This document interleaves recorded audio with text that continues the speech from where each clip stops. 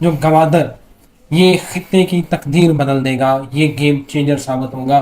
گوادر کی تاریخ کیا ہے، گوادر کس طرح پاکستان کا حصہ بنا، کس طرح حاصل کیا، اس سارے معاملے کے اوپر عوریہ مقبول جان صاحب ہمارے ساتھ موجود ہیں۔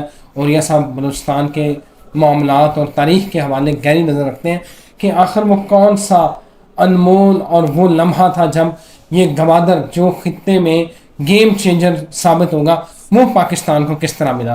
عوریہ صاحب دیکھیں، بنیادی طور پر یہ پورا جو خطہ ہے یہ ایران کا باز گزار علاقہ تھا، جس میں مسقط، عمان، سعودی عرب کے ارد گرد کا جو علاقہ نا، جس میں دبئی ہے، یمن ہے، یہ علاقہ جو تھا، اور یہ مکران کا علاقہ ہے، یہاں پہ بھی بلوچ رہتے تھے، وہاں بھی رہا کرتے تھے، ان کے آپس میں بڑے تعلقات تھے بہت زبردست۔ یہ علاقہ تھا خان آف قلات کے پاس، یہاں تک کہ کراچی بھی خان آف قلات کے پاس تھا۔ کراچی چونکہ ظاہر بات ہے یہ دور دراز علاقہ تھا، خان جو تھا وہ محدود تھا اپنے علاقے تک، تو کراچی انہوں نے کلوڑوں کو دے دیا تھا، جو کہ سندھ میں آباد تھے اس وقت، اور گوادر جو تھا یہ مسقط والوں نے لے لیا تھا، کیونکہ مسقط کا بادشاہ جو آیا کرتا تھا یہ سلطان قابوس بن سعید کا والد سعید، وہ آیا کرتا تھا، بلکہ وہ مشہور ہے وہاں پر کہ نواب بھائی جان جو تھا، جو مکران کا وہاں پر ہوتا تھا والی، تو مکران کے والی کے بیٹے کی شادی تھی، تو اس کے پاس اتنے پیسے نہیں تھے کہ اس کو تحفہ دیتا، وہاں ایک ہندو جو تھا اس نے سود پہ قرض لیا اور اس کو تحفے، یعنی اتنی غربت تھی پورے علاقے کے اندر۔ تو گوادر میں یہ تھے۔ جس وقت انگریزوں نے یہ پورا علاقہ فتح کیا ہے تو آپ کو پتہ ہے کہ جو رباط کا جگہ ہے نا، وہاں پر سے آغا خان جو تھا وہ اس کے ساتھ آیا تھا، کیپٹن ڈائر ہوتا تھا جو بعد میں جنرل ڈائر بنا، جس نے 1919 میں گلے والا میں گولیاں چلائی تھیں۔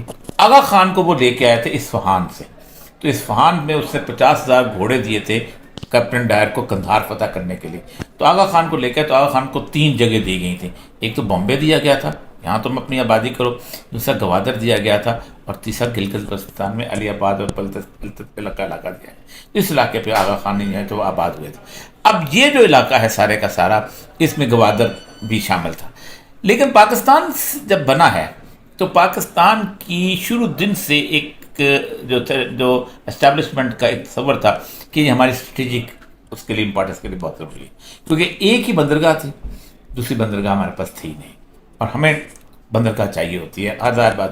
پہلے پورٹ کارپوریشن کی طرف توجہ گئی لیکن اس کو چھوڑ دیا گیا۔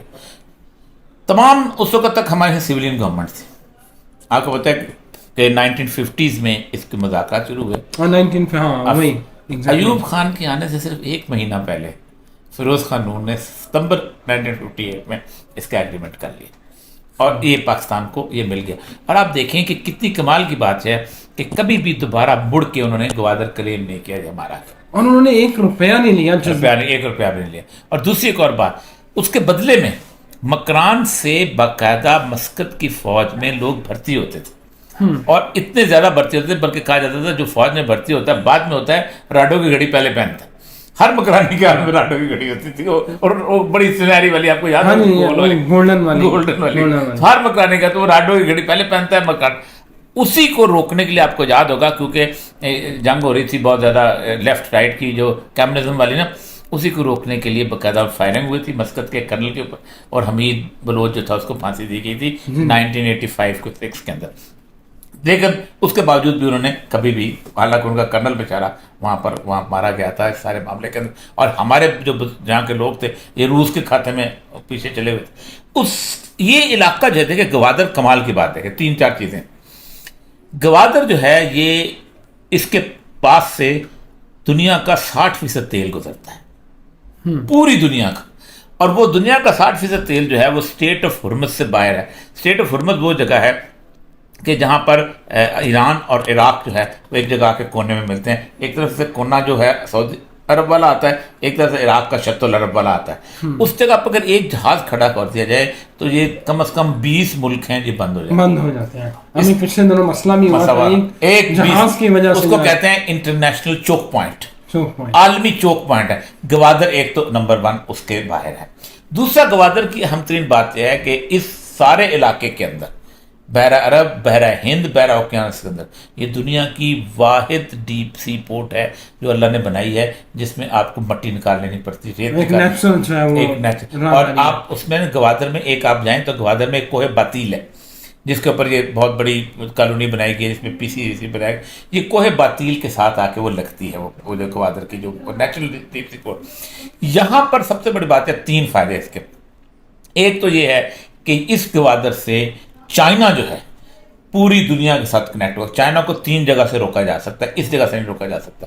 نمبر 1، چائنا کو روکا جا سکتا ہے بلاکا کی طرف سے. ملاقہ ٹھیک ہے. بلاکا میں صرف آدھا کلومیٹر کا راستہ ہے ملائیشیا اور انڈونیشیا کے درمیان سے، وہاں آدھے کلومیٹر میں جہاز کھڑا ہو گیا، چائنا کیا.